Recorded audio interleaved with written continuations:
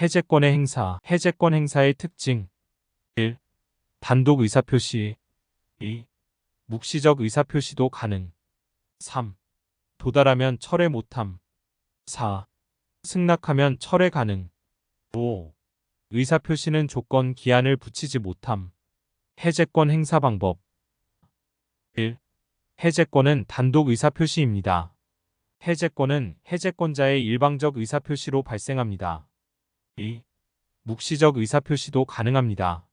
3. 일방적 의사표시는 상대방에게 도달해야 효력이 생기는 도달주의입니다. 한번 의사표시가 도달하면 철회하지 못합니다.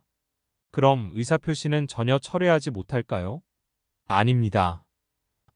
상대방이 승낙하면 의사표시를 철회할 수 있습니다. 또한 의사표시가 차고나 하자가 있는 경우는 철회가 가능합니다.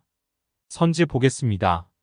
매도인이 매매계약을 적법하게 해제하였더라도 매수인은 계약 해제의 효과로 발생하는 불이익을 면하기 위하여 착오를 원인으로 그 계약을 취소할 수 있다. 옳은 선지입니다. 민법 제543조.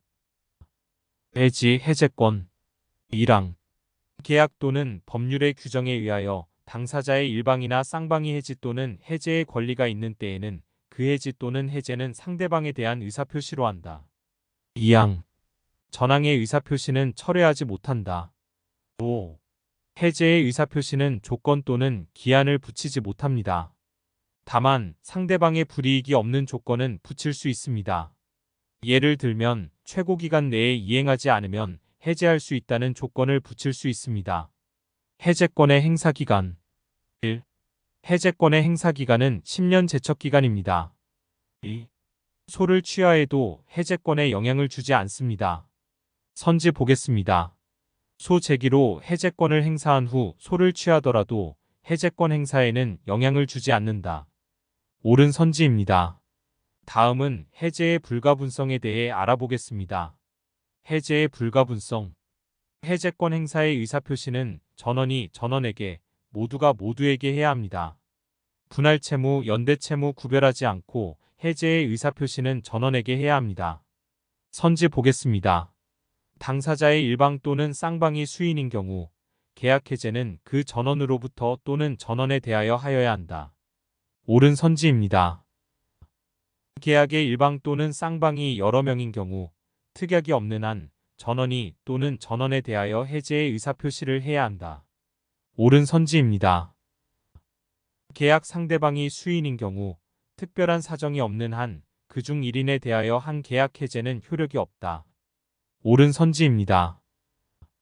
매매계약의 일방 당사자가 사망하였고 그에게 여러 명의 상속인이 있는 경우에 그 상속인들이 위 계약을 해제하려면 상대방과 사이에 다른 내용의 특약이 있다는 등의 특별한 사정이 없는 한 상속인들 전원이 해제의 의사표시를 하여야 한다.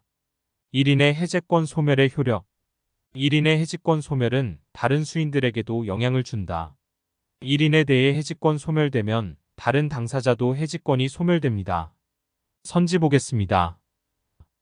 하나의 계약에 관하여 당사자 일방이 수인인이 경우 계약의 해제는 전원으로부터 또 전원에 대하여 하여야 하고 한편 해제의 권리가 당사자 1인에 대하여 소멸한 때에는 다른 당사자에 대해서도 소멸한다.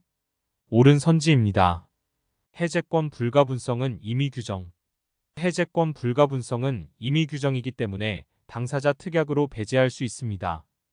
해제 불가분성의 예외. 공유지분의 일부 해제는 해제한 본인만 효과. 선지 보겠습니다.